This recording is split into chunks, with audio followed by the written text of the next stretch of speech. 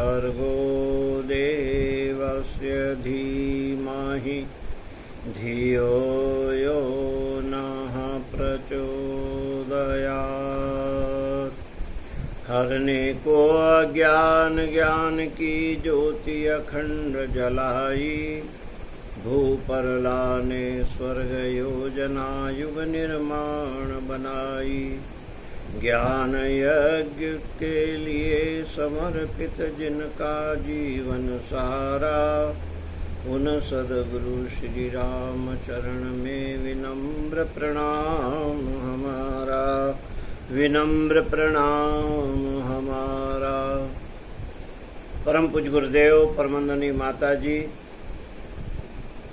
सूक्ष्म रूप से विराजमान सभी देव शक्तियाँ, पितृगणों की सूक्ष्म उपस्थिति में इस ज्येष्ठ मास की नवरात्रि के तीसरे दिन, आज सोमवार है, तिथि तृतीया है।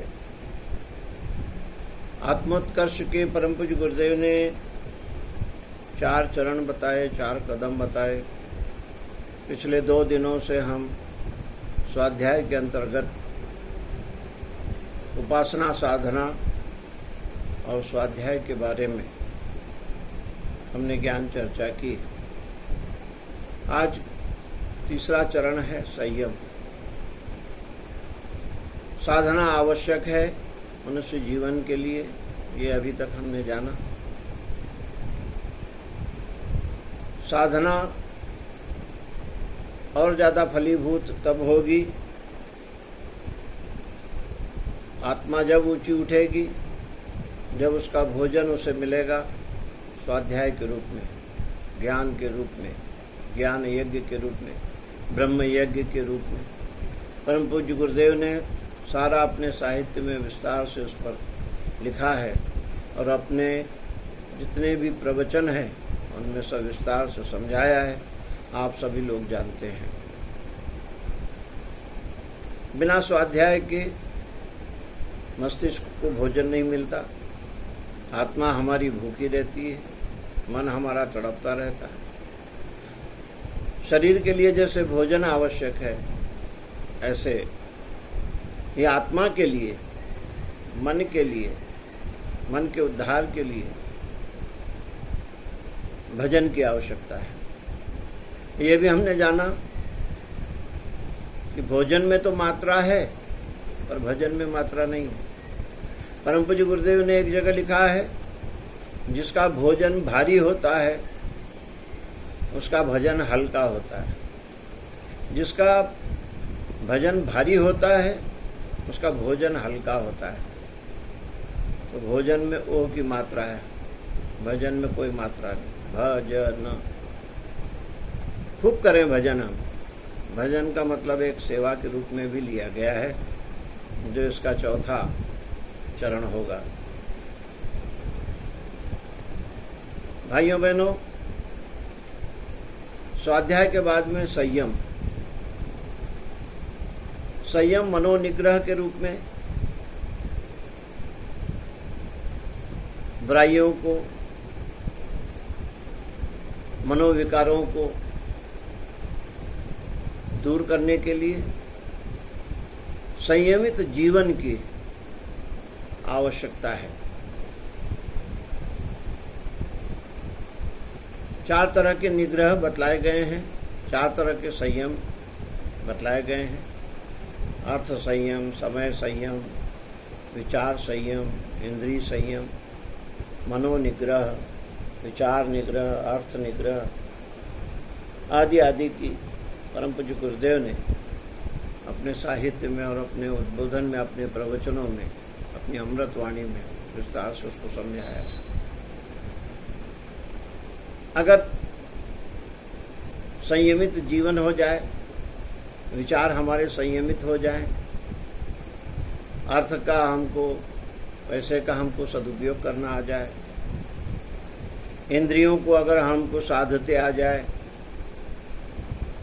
समय हमारा सध जाए, पैसा हमारा सध जाए, उसका निग्रह हमको आ जाए, विचार हमारे संयमित हो जाए, तो हम फिर कलाकार बन सकते हैं, वैज्ञानिक बन सकते हैं, साहित्यकार बन सकते हैं, हम उच्च श्रेणी की सफलता को प्राप्त कर सकते हैं। हमको मनोवांछित फल प्राप्त हो सकता है मनोनिग्रह करके, एकाग्रता को प्राप्त करके। आज व्यक्ति का दिमाग असंतुलित है। जब दिमाग कमजोर होता है तो कहा जाता है कि परिस्थितियां समस्याएं बन जाती हैं। आज यही देखने में आ रहा है। और जब दिमाग स्थिर हो जाता है तो परिस्थितियां चुनौती बन जाती हैं। परंतु जब दिमाग मजबूत हो जाता है, मस्तिष्क हमारा मजबूत हो जाता है, तो आने वाली परिस्थितियां जो हैं वे व्यक्ति के सामने अवसर बन करके आ जाती हैं। आज अवसर बन करके आने का एक ऐसा मौका मिला है हम साधना के माध्यम से, उस अवसर को भुनाने का। ये मस्तिष्क मजबूत कब बनता है? मंत्र साधना से, ध्यान से, चिंतन से, मनन से मस्तिष्क को मजबूत बनाया जाता है, दिमाग को मजबूत बनाया जाता है। किसी ने इंद्रिय निग्रह पर महात्मा गांधी से पूछा था, बापू 11 इंद्रियां होती है, 5 कर्मेंद्रियां, 5 ज्ञानेंद्रियां और 1 उभय इंद्रिय मन। 11 इंद्रियों को कैसे साधा जाए? इसको पहले कौन से इंद्रिय को साधें? महात्मा गांधी ने कहा था जिह्वा। परम पूज्य गुरुदेव ने भी उसका उल्लेख किया है। परम पूज्य गुरुदेव ने तो इसको सिद्ध करके बताया अपने जीवन में। 24 वर्ष तक जौ की रोटी और छाछ, न नमक, न मिर्च, न मीठा, न घी, न तेल, न फल, कुछ नहीं खाया। जब उन्होंने अपनी रसना को साध लिया, अपनी जिह्वा को साध लिया, ऐसा कहते हैं कि रसना सध गई तो वासना भी सध जाएगी। रसना के पीछे ही वासना है। एक रसना को साध लेने से बाकी बहुत सारी इंद्रियां जो हैं वो नियंत्रण में आ जाती हैं, नियंत्रित हो जाती हैं। इसलिए साधना काल में सात्विक आहार लेने का विधान है।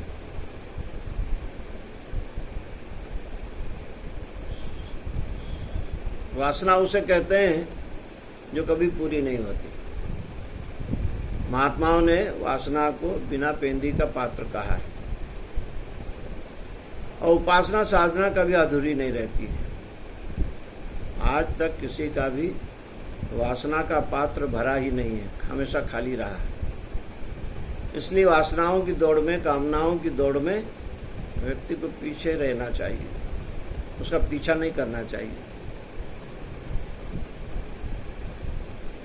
अध्यात्म के मार्ग पर अगर हमको चलना है तो अपनी आत्मा को ऊंचा उठाने का यही एक मार्ग है, जिसमें 4 सूत्र परम पूज्य गुरुदेव ने हमको दिए हैं। जिन परिस्थितियों में हमें आज जीवन पर्यंत जीवन यापन करना पड़ रहा है, उसको अब इस समय बदलना नितांत आवश्यक है। जो भी जीवनोपयोगी साधन का अभाव जो कष्ट दे रहा है, अनेकों को दे रहा है, इस धरती माता के पास में पर्याप्त भंडार है। आज देखिए ना आप, अनाज बराबर पहुंच नहीं रहा है, लोगों को खाने के लिए भोजन, राशन पानी का अभाव। धरती माता की तरफ से कोई कमी नहीं है, पर्याप्त भंडार। कमी कहाँ है? वितरण प्रणाली में। वितरण प्रणाली अगर सुधर जाए तो पर्याप्त भोजन, पर्याप्त राशन व्यक्ति तक पहुंच जाए।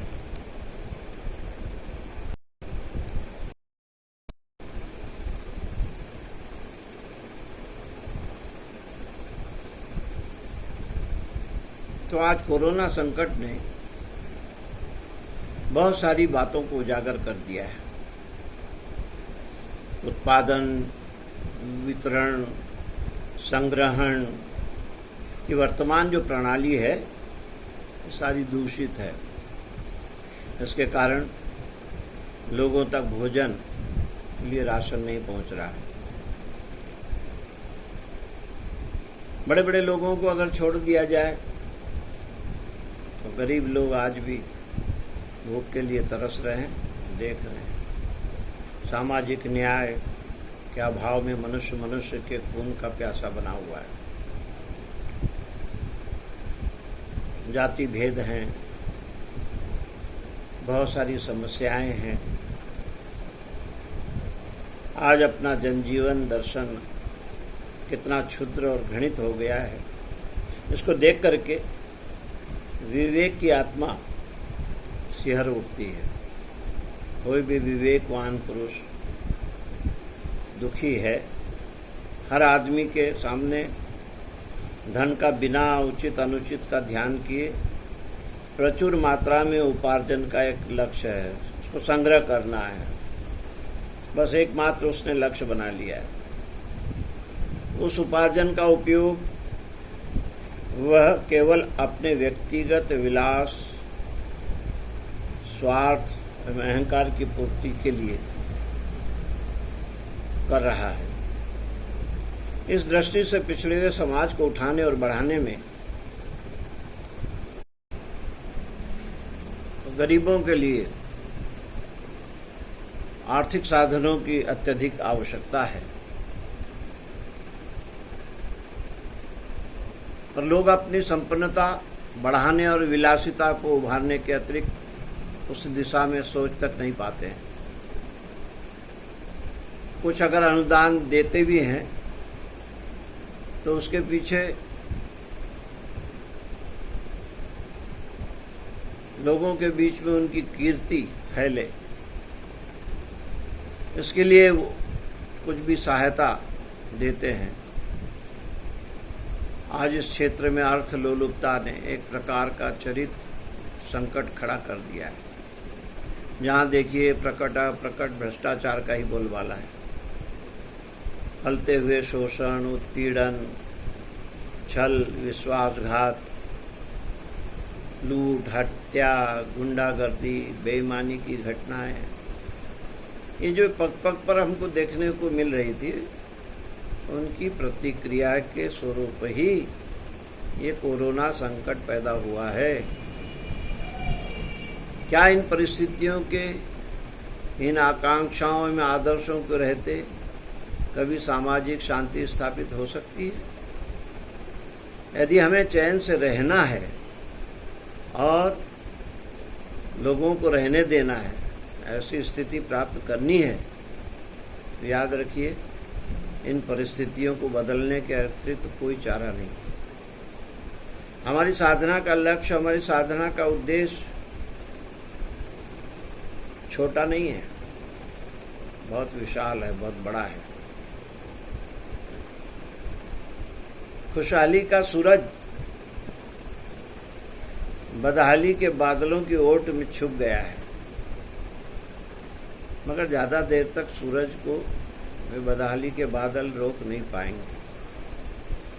प्रकाश होगा, परिस्थितियां अच्छी आएंगी, परंतु उसके पहले हमको अब तत्परता दिखानी होगी। हमको लोगों तक पहुंचना होगा। गुरुदेव का ज्ञान यज्ञ, गायत्री महायज्ञ, गायत्री महामंत्र, गुरुदेव का विपुल साहित्य हमको घरों तक, लोगों तक पहुंचाना होगा। ये अभी पिछला 2 महीने का जो समय था, बहुत अच्छे तरीके से परम पूज्य गुरुदेव को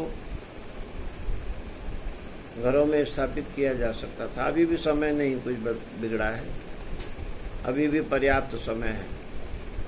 अभी कोरोना महाशय बहुत समय तक रहने वाले हैं, जाने वाले नहीं हैं। और भी बहुत सारी विपरीत परिस्थितियां, प्राकृतिक विक्षोभ, प्रकृति में होने वाली हलचल, वो सब अभी दाएं बाएं खड़ी हैं। परिस्थितियों को कैसे अपने अनुकूल बनाया जाए, बस परमात्मा के साथ में रह करके ही हम उन परिस्थितियों का निर्माण कर सकते हैं, स्वर्ग को धरती पर उतार सकते हैं।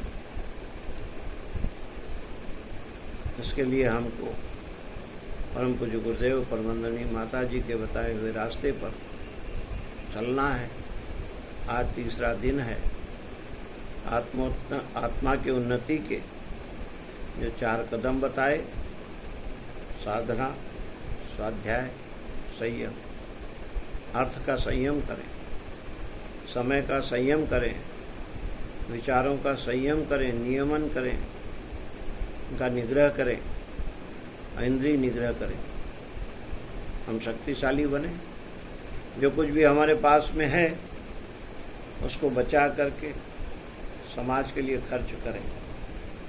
हमारी गुरु सत्ता ने किया है, देख सकते हैं आप। अभी तक के जितने चरण हैं, साधना, स्वाध्याय, संयम, अक्षरशः उनके जीवन में उतरा है, माता जी के जीवन में उतरा है।